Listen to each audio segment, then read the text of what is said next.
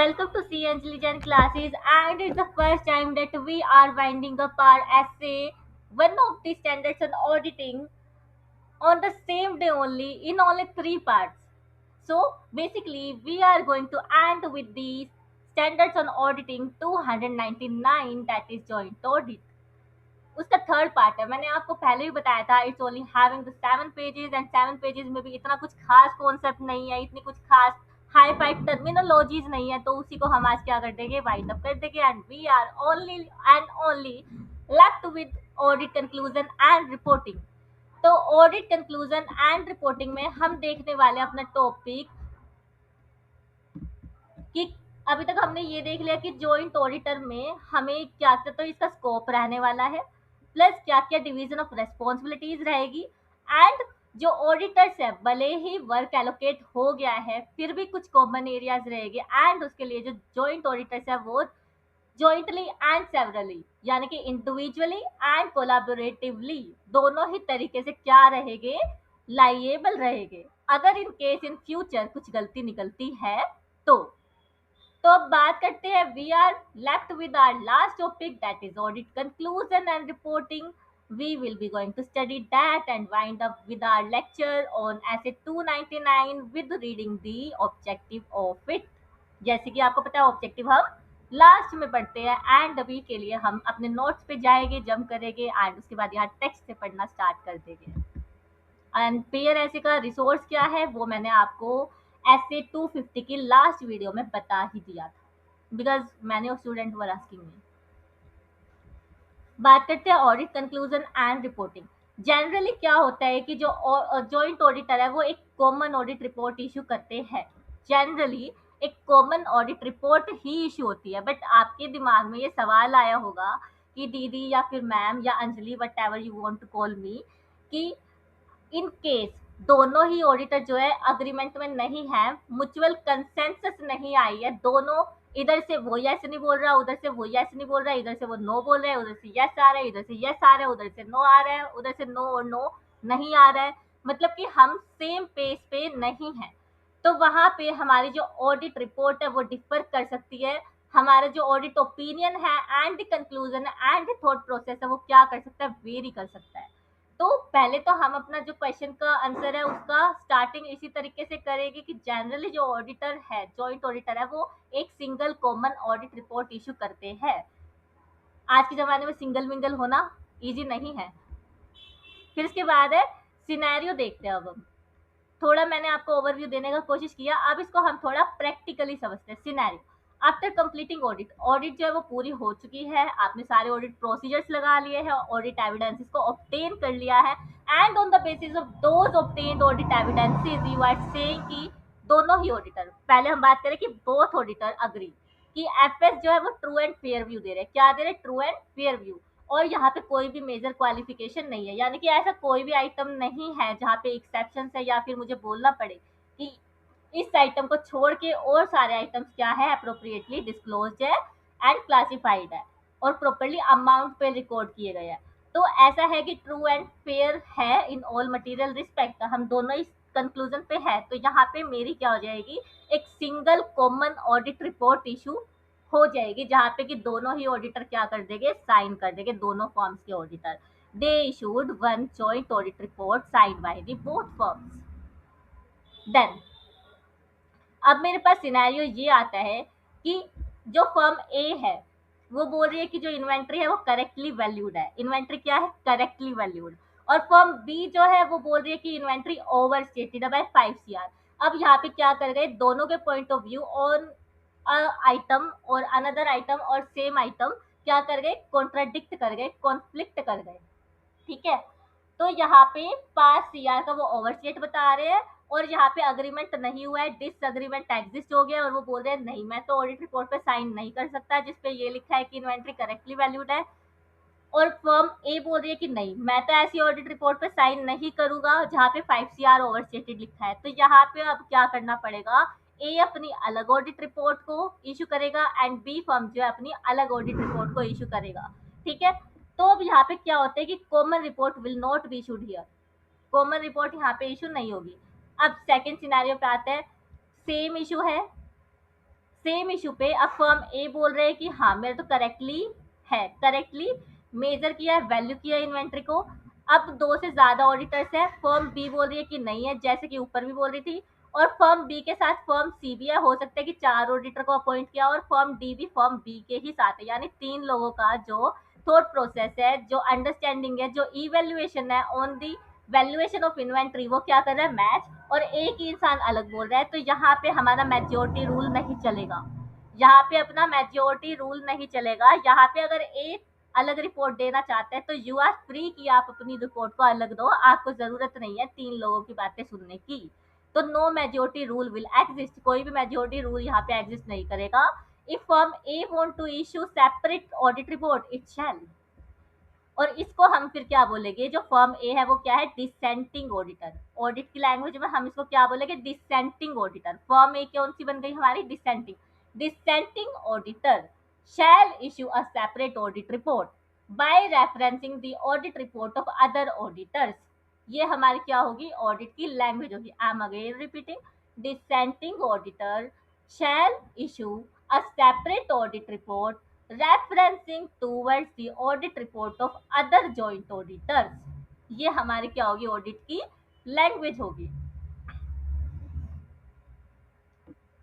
तो in case of disagreement separate report will be issued, और वहां पे क्या देना, इन्हें क्रॉस रेफरेंसिंग देनी पड़ेगी, जैसे कि मैंने आपको अभी ऑडिट लैंग्वेज में बताया, cross referencing in report will be required. और जो ये क्रॉस रेफरेंसिंग है वो कहाँ पे दी जाती है, अदर मैटर पैराग्राफ में। जब हम ऑडिट रिपोर्ट का फॉर्मेट पढ़ेंगे ना, तो उस फॉर्मेट में हमें एक अलग से अदर मैटर पैराग्राफ लिखना पड़ता है, जब भी रिक्वायर्ड होता है, मैंडेटरी नहीं है। when ऐसे requires then we issue the other matter paragraph also in the audit report, और वहां पे ये चीज लिखी जाती है। If you are in the engagement where you are appointed as a joint auditor, और आप कोई अलग सेपरेट ऑडिट रिपोर्ट को इश्यू कर रहे हो, तो वहां आपको अदर मैटर पैराग्राफ में रेफरेंस देना पड़ेगा दूसरे जॉइंट ऑडिटर की रिपोर्ट का, कि you can refer to the other joint auditors report. तो फर्म ए जो कि अलग रिपोर्ट दे रही है, तो वो क्या रिपोर्ट करेगी, firm A report will include refer to separate audit report issued by firm B, ऐसी लिखेगी। और फर्म बी क्या लिखेगी अपनी ऑडिट रिपोर्ट में, refer to audit report issued by firm A. और ये कहाँ पे लिखा जाएगा, this will be shown under the other matter paragraph. और ये हम कहाँ पे पढ़ने वाले डिटेल में, एसए 706 में। कहाँ पे पढ़ेंगे, ओएम एंड ईओएम में, यानी other matter paragraph and emphasise of matter paragraph, उसमें हम पढ़ने वाले हैं डिटेल में। अभी के लिए you have to by heart it, again you have to by heart it. Then उसके बाद है फॉर एग्जाम्पल, अब reliance on the work of the other joint auditor. Reliance वो RIL वाला नहीं, ट्रस्ट वाला, भरोसे वाला, जो कि जमाने में, आज के जमाने में वो भी कम ही मिलता है। तो reliance on the work of other joint auditors, firm B check the revenue. Firm B ने क्या किया है, रिवेन्यू चेक किया है। तो फर्म ए जो कि खुद भी चार्टर्ड अकाउंटेंट है, ऐसा बोला जाता है जनरली अगर दोनों ही जो पोस्ट है वो चार्टर्ड अकाउंटेंट की है, तो आप रिलाई कर सकते हो, क्योंकि हमारे जो स्टैंडर्ड ऑन ऑडिटिंग है वो सेम है। तो आप रियलाइज करोगे एंड आपको रिवेन्यू को रीचेक करने की जरूरत नहीं है। You need not to recheck the revenue again if it is checked by firm B. Firm A can assume procedure were properly done.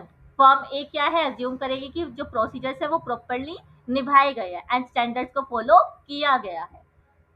और it is important to communicate and discuss the important matters. ये necessary है कि आप communicate करोगे, discuss करोगे important matters को, जैसे कि if firm B found major revenue fraud risk, भले ही जो एरिया था वो रिवेन्यू का फर्म बी के पास था, तो भी अगर उसमें फ्रॉड है तो वो फर्म ए को जरूर ही बताएगा। It is the moral responsibility of firm B if it founds a major fraud, then it need to communicate this fact to firm A, यानी अदर ऑडिटर। तो firm A can assume that firm B will inform them. फिर उसके बाद discussion before final report. अब क्या बोलेगी, जब हम फाइनल रिपोर्ट को इश्यू करने वाले हैं तो उससे पहले हम डिस्कस करेंगे फाइनल रिपोर्ट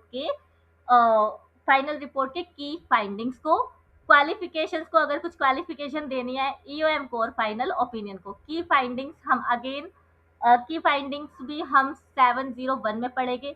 क्वालिफिकेशन 705 में पढ़ेंगे, ईओएम 701 में पढ़ेंगे और फाइनल ओपिनियन 700 या 705 में पढ़ेंगे। ठीक है, ये भी आपको बाय हार्ट करना पड़ेगा, इसमें मैं कुछ नहीं कर सकती। जब ऐसे 700 की सीरीज पे आएंगे तब हम इसको अच्छे से सीखेंगे। ओके, तो ये अपना नोट से डिस्कशन था। इसी को हम अब बाय लैंग्वेज पढ़ते हैं in the terms of audit, क्योंकि भाई ऑडिट अलग सब्जेक्ट है, हमें लैंग्वेज से तो रूबरू होना ही पड़ेगा।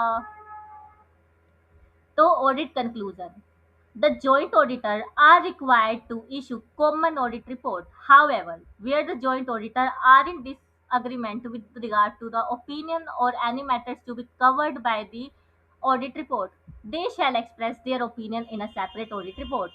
यही बोला कि dissenting auditor will issue the separate audit report. फिर उसके बाद a joint auditor is not bound by the views of the majority, यही मैंने एग्जाम्पल दिया था। majority of the joint auditors regarding the opinion or other matter to be covered in the audit report shall express opinion formed by the said joint auditor in separate audit report in case of disagreement, yani majority rule will not apply. In such circumstance, the audit report issued by the joint auditor shall make a reference की भी बात बोली मैंने, to the separate audit reports issued by the other joint auditor. Further, a separate audit report shall also make reference to the audit report issued by the other joint auditors, यानी कि सब एक दूसरे की ऑडिट रिपोर्ट में क्या देंगे, reference देंगे। सच reference shall be made under the heading other matter paragraph, किसमें होगा ये, अदर मैटर पैराग्राफ में, जो कि मैंने आपको नोट्स में भी हाईलाइट करके दिया। ठीक है, या फिर और ऐसे 706 का नाम दिया है, वो अभी याद नहीं करना है, हम इसको याद करेंगे ऐसे 700 सीरीज पढ़ते हुए। और अभी फिलहाल क्या पढ़ रहे हैं हम, joint audit of financial statement ऐसे 299। नाम भी आपको याद करना जरूरी है, क्योंकि इसका भी 1 नंबर आपको मिलता है। Again I am repeating, 1 number मिलता है। गलत लिखोगे तो कटेगा, नहीं लिखोगे तो भी कटेगा ही। तो it is better to remember the name with correct number. तो उसके बाद है each joint auditor is entitled to assume. अब जॉइंट ऑडिटर क्या अज्यूम करेंगे, and they have the right to assume the other auditors have carried out their part of audit work and the work has actually been performed in accordance with the essays। उन्होंने अपना part का पूरा काम किया और ऐसे के according ही किया है, जो कि chartered accountant of India act में लिखा है। इंस्टीट्यूट ऑफ चार्टर्ड अकाउंटेंट ने क्या किया है, इशू किया, यानी आईसीएआई ने। It is not necessary for a joint auditor to review the work performed by the other joint auditor or perform any test in order to ascertain whether the work has actually been performed in accordance with the such matters, यानी कि essays and other AFRFs. The other joint auditor have brought to said joint auditor notice any departure from AFRF। departure के नाम पे मैंने आपको example दिया था fraud risk के बारे में। ठीक है, और significant observation that are relevant to their responsibility notice in course of the audit. अब ऐसा कुछ है नोट्स को पढ़ने के बाद जो आपको समझ नहीं आया हो, ऐसा आई थिंक नहीं हो सकता है। Where financial statement of a division or branch are audited by one of the joint auditor, the joint auditor are entitled to proceed on the basis of that such financial statement comply with all the legal and regulatory requirement। अगर पूरा का पूरा ही branch audit किसी और joint auditor ने किया है तो हम उसके बारे में रेफरेंस दे सकते हैं। ठीक है, and present a true and fair view of the state of affairs of the results of the operation of the division concerned before finalizing their audit report। अब वही वाला बात आ रही है कि हम फाइनल डिस्कशन करेंगे। ठीक है, ये हमने देखा था यहाँ पे फाइनल डिस्कशन करेंगे। तो before finalising their audit report the joint auditor shall discuss and communicate with each other their respective conclusion and would form the content of the audit report. यही था। फिर उसके बाद छोटा सा एक पैराग्राफ आ जाता है, ये तो रेप्लिका है, इसको हमें जरूरत नहीं है पढ़ने की। कम्युनिकेशन विद TCWG, अगेन ये भी हमने देख लिया, but still we need to just read it to for sake of completing the SA. When joint auditor expect to modify the opinion in auditor's report, the joint auditor shall communicate with TCWG the circumstance that led to expect modification and propose wording of the modification to ensure the compliance with SA 705। बस यही बोला है कि अगर जो joint auditors है वो audit report को मॉडिफाई करने वाले हैं तो वो एडवांस में एक बार TCWG से डिस्कस कर ले, अगर कुछ करेक्टिव एक्शन लेने हैं तो ले पाए, एंड फिर वो क्या करे, ओपिनियन को इशू करे। और फिर उसके बाद उन्होंने एस ए 705 का नाम लिखा है। Then if the joint auditor expect to include EOM, अगर उन्हें ईओएम भी इंक्लूड करना है यानी कि एस ए 0706, तो वो भी वो डिस्कस करेंगे with TCWG for the expectation and proposed wording of the paragraph of ऐसे 706। मेन बस ये बोला है अगर मॉडिफिकेशन देनी है ऐसे 705 के हिसाब से तो भी टीसीडब्ल्यूजी से डिस्कस करना है। अगर एम्फसाइज ऑफ मैटर पैराग्राफ भी देना है ऑडिट रिपोर्ट में तो वो भी क्या करेंगे, टीसीडब्ल्यूजी से डिस्कस करेंगे। ये अपना एसे 299 था। कौन सा था? एसे 299। अब हम एक बार ऑब्जेक्टिव पढ़ लेते हैं। क्या पढ़ लेते हैं हम? ऑब्जेक्टिव। मैंने इन चीजों को इतनी बार पढ़ा है ना कि मेरे को पेज तक भी याद है कि कौन से पेज पे क्या है। तो अब एक बार ऑब्जेक्टिव पढ़ लेते हैं। आई थिंक अब इतना सारा हमने देख लिया है तो ऑब्जेक्टिव भी हम समझ पाएंगे। The objective of this standard are to lay down broad principle of joint auditor in conducting the joint audit. Broad principle जैसे मेजोरिटी रूल अप्लाई नहीं होगा, अलग सेपरेट रिपोर्ट दे तो रेफरेंसिंग देनी है, फिर वर्क ऑफ डिवीजन बताना है, कॉमन एरिया के लिए हम सब लाइएबल हो गए, वो सारी चीजें। तो provide a uniform approach to the process of the joint audit. क्यों यूनिफॉर्म? क्योंकि प्लान भी हमने साथ में बैठ के बनाया, स्ट्रैटेजी भी साथ में बैठ के बनाई, nature, timing, extent and reporting का भी जो कम्युनिकेशन वाला एस्पेक्ट है वो भी हमने साथ में बैठ के डिस्कस किया। हाँ, जब इंडिविजुअल वर्क एलोकेशन हुआ तो वहां पे आप इंडिपेंडेंट ऑडिट प्रोसीजर्स को क्या करने वाले हो, डिसाइड करने वाले हो। फिर उसके बाद to identify the distinct area of work and coverage thereof by each of the joint auditor। I think इसको तो एक्सप्लेन करने की मुझे जरूरत नहीं है कि हमने आइडेंटिफाइड एरियाज को भी देखा एंड कॉमन एरियाज को भी देखा। फिर उसके बाद to identify individual responsibility and the joint responsibility of the joint auditor in relation to the audit, इसका भी हमने पूरा पढ़ लिया। तो ये चीजें थी। आई थिंक इसमें अब आपको कोई भी डाउट नहीं होगा ऑब्जेक्टिव में। अगेन मैं वही लाइन रिपीट करूंगी, अगर मैंने आपको ऑब्जेक्टिव पहले पढ़ाया होता तो क्या समझ आता, रटने जैसा काम हो जाता। तो इसलिए हम जिस ऐसे में हमें कंटेंट पहले पढ़ना चाहिए तो कंटेंट पढ़ते हैं, जहाँ पे ऑब्जेक्टिव पहले पढ़ना चाहिए तो हम वहाँ पे ऑब्जेक्टिव पढ़ते हैं। So that's all from my side. We have स्वाहा दी ऐसे 299। हमने ऐसे 299 को एक ही दिन में स्वाहा कर दिया और 3 ही पार्ट में। क्यों? क्योंकि ये बहुत छोटा सा ऐसे था और इसमें कोई न्यू टर्मिनोलॉजी नहीं थी। सो एंजॉय द ऐसे series. I will be giving you the essays back to back as and when I got the time because I am a working professional in a big corporate। और big corporate में आपको सुबह शाम ही time मिलता है और जब busy season होता है तो टाइम मिलता ही नहीं है। बट स्टिल आई ट्राई कि मैं टाइम को मैनेज करूं और आपके लिए ऐसे ही ऐसे सीरीज को लेके आती रहूं। वीकेंड पे टाइम मिल जाता है बट कभी कभार हमें वीकेंड पे बैठ के भी काम करना पड़ जाता है। तो you have to understand that. Okay, अगर आपको कोई भी डाउट होगा I will be here to give you one on one doubt resolution even in the YouTube comment box also and in my TG channel also। And yes, मैं आपको ये annotated PDF दे दूंगी। Right? So have a good day, the rest of the day क्योंकि अब 7 तो बज ही चुके हैं। Have a nice day. Bye bye. Keep revising.